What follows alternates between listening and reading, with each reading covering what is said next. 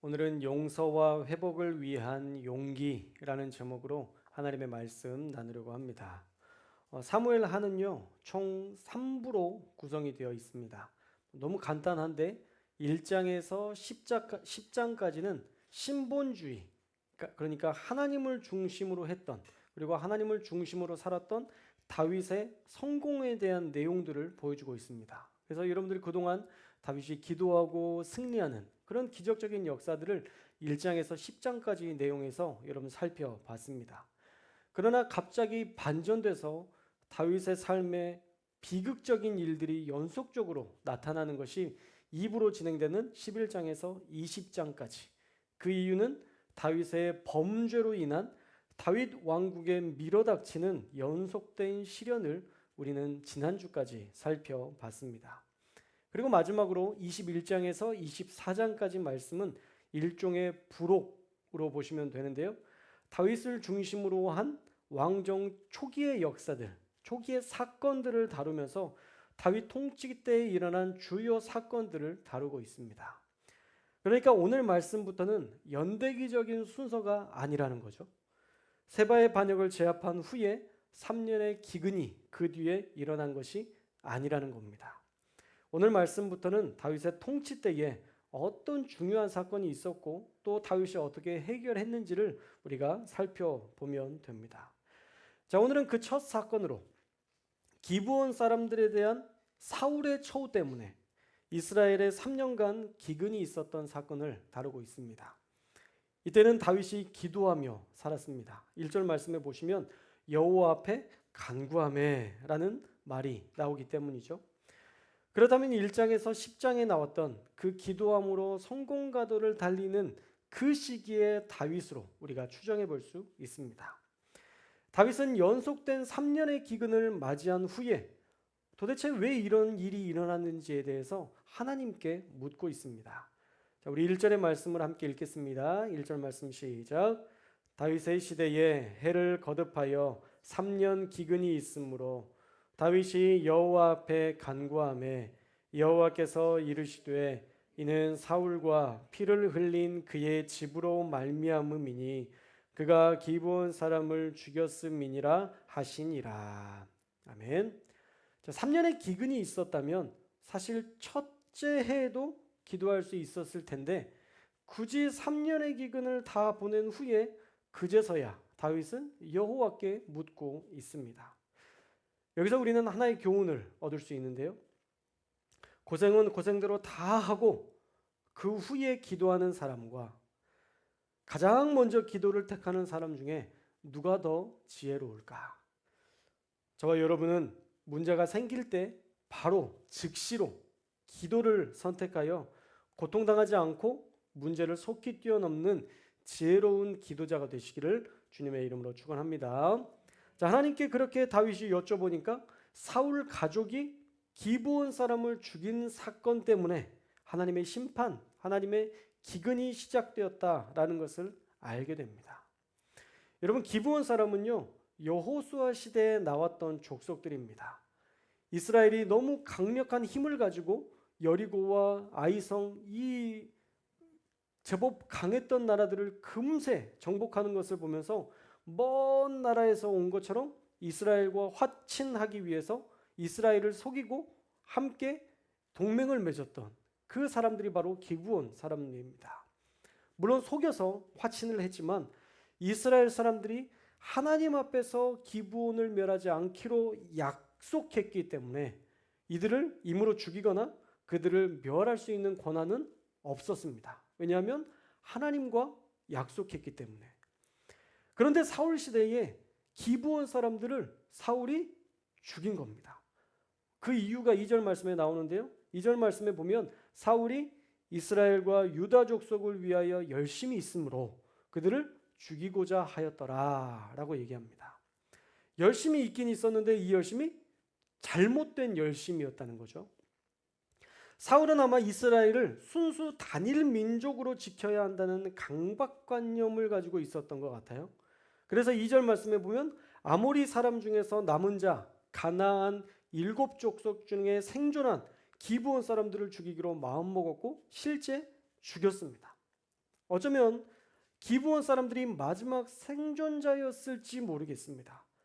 기브온 사람들을 향해서 아모리 사람 중에 남은 자라고 말하기 때문에 그 전에도 많은 그런 사람들을 살해하는, 다른 민족들을 살해하는 일들이 있었을 것 같아요.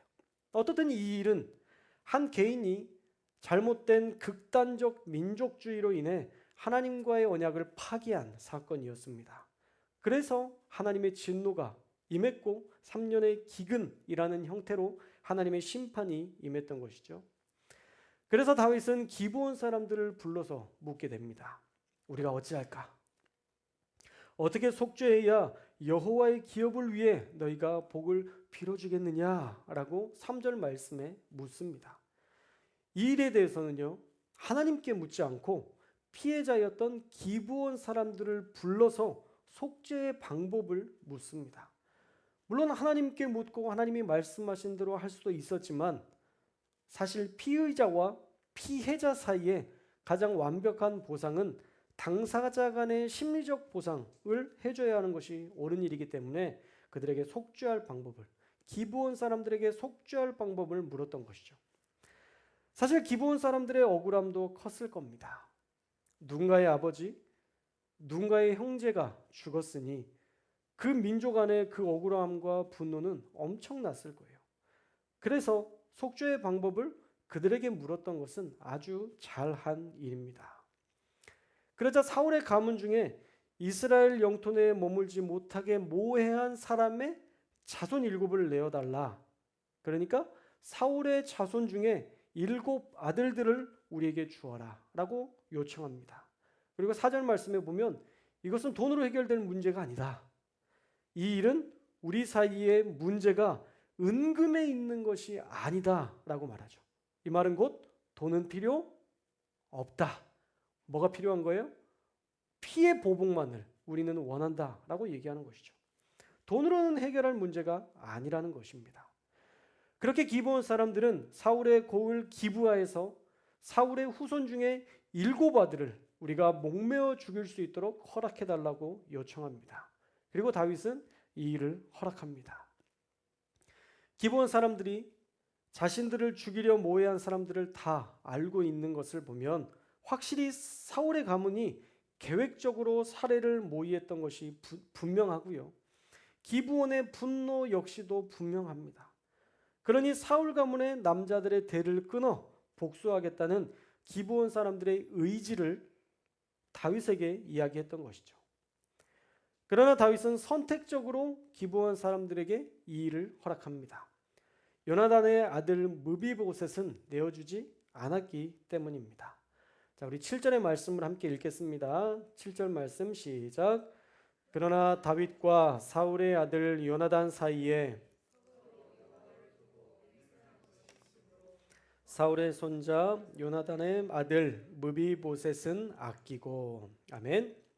자, 7절에 보시면 기브온 사람들의 요구대로 하지 않았다는 것을 알 수 있죠. 다윗이 요나단의 아들 무비보셋은 아꼈다라고 얘기하고 있습니다.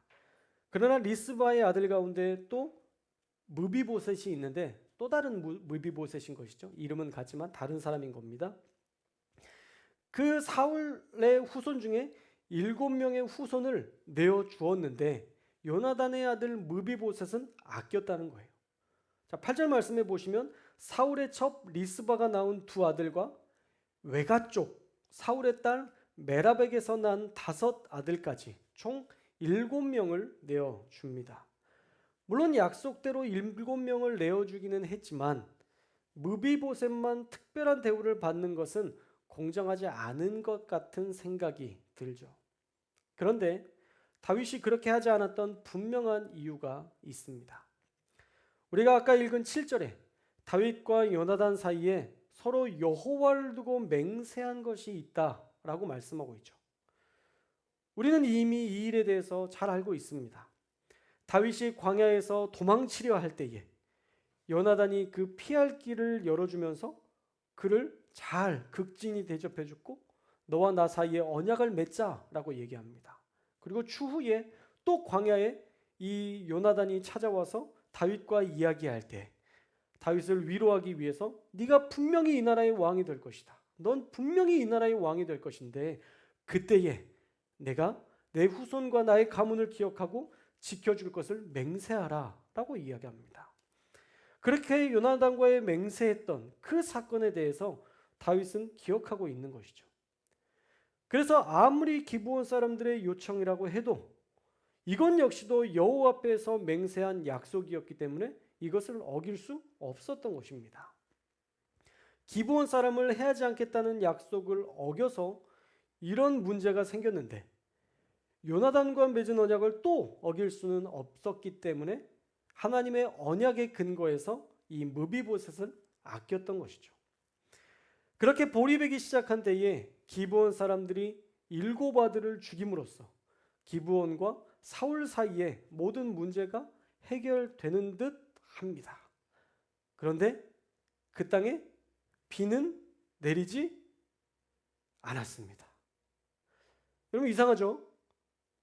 분명히 하나님이 말씀하신 대로 또 기브온의 그 모든 아픔과 상처들을 다 보듬어주는 그 피의 보복을 다 해주었는데 그 땅에 비가 내리지 않는 거예요.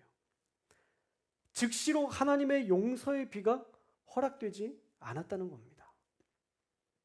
기브온의 마음만 헤아려 주면 해결될 줄 알았는데 이 3년의 기근, 이 비가 안 오는 이 가뭄이 해결될 줄 알았는데 하나님의 용서의 비는 허락되지 않았습니다.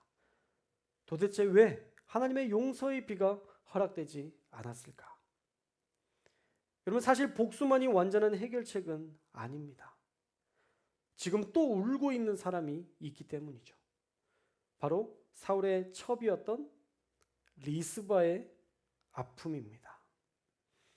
졸지에 2 아들을 잃었기에 그 상실의 아픔을 겪고 있습니다. 여러분 그래서 우리는 또 하나의 교훈을 얻게 됩니다. 복수는 완벽한 해결책이 될 수는 없는 거구나. 복수는 또 누군가 한쪽이 상실과 고통을 겪어야 하기 때문에 근본적인 문제의 해결책이 될 수 없는 거예요. 리스바의 고통이 이를 대변해 줍니다. 그래서 10절에 보시면 2 아들을 잃은 어미였던 리스바는요, 굵은 배를 가져다가 반석 위에 펴고 곡식 베기 시작할 때부터 하늘에서 비가 쏟아지기까지 그 시체를 지켰다고 말합니다. 우리 10절의 말씀을 함께 읽겠습니다. 10절 말씀 시작. 아야의 딸 리스바가 굵은 배를 가져다가 자기를 위하여 바위 위에 펴고 곡식 베기 시작할 때부터 하늘에서 비가 시체에 쏟아지기까지 그 시체에 낮에는 공중에 새가 앉지 못하게 하고. 아멘.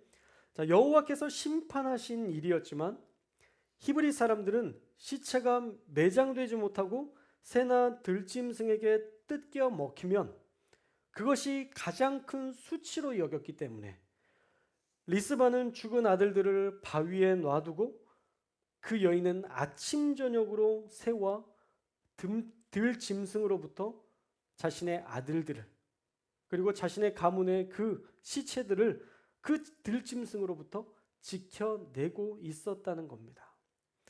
그 기간이 얼마인지는 알 수 없지만 주석에서는 건기였던 4월에서 우기였던 10월경까지 약 6개월을 지켰을 수도 있다라고 추정합니다. 그러나 정확한 건 아니죠. 하나님의 용서의 비가 언제 쏟아졌는지는 확실하게 이야기하지 않기 때문입니다.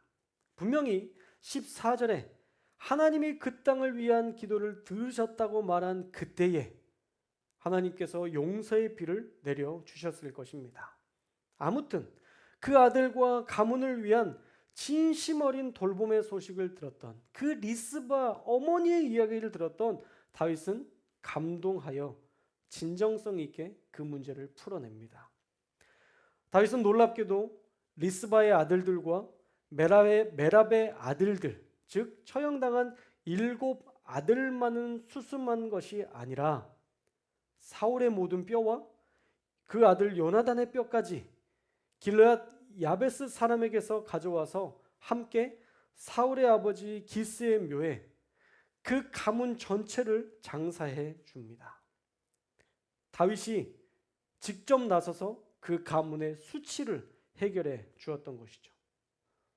놀라운 것은 다윗도 그 사건을 통해서 사울 가문을 용서할 수 있게 되었던 것입니다. 여러분, 다윗이 얼마나 사울을 통해서 고통당했는지 여러분 다 기억하시잖아요. 그 광야의 기간, 그 시간 동안 그렇게 절박하게 살고 싶었던 그 시간, 정말 그 동굴에 숨어서 살았고 다른 나라에 가서 그 처절하게 살았던 그 시간, 저 사람 다윗 아니야? 그 블레셋 왕이 다윗 아니냐고 얘기했을 때 살기 위해서 침을 흘리며 수염에 침을 흘리며 미친 채 했던 그런 처절한 고통을 누구 때문에 당했나요? 사울 때문에 당했었던 겁니다. 여러분, 어쩌면 다윗도 그 사울 가문을 용서하기 어려웠던 시기였던 것 같습니다.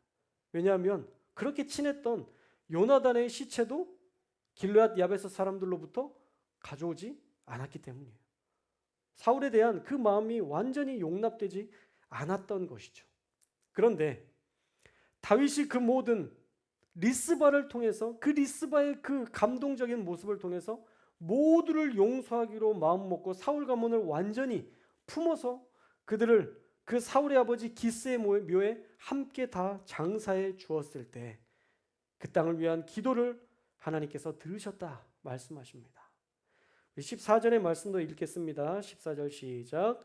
사울과 그의 아들 요나단의 뼈와 함께 베냐민 땅 셀라에서 그의 아버지 기스의 묘에 장사하되 모두 왕의 명령을 따라 행하니라.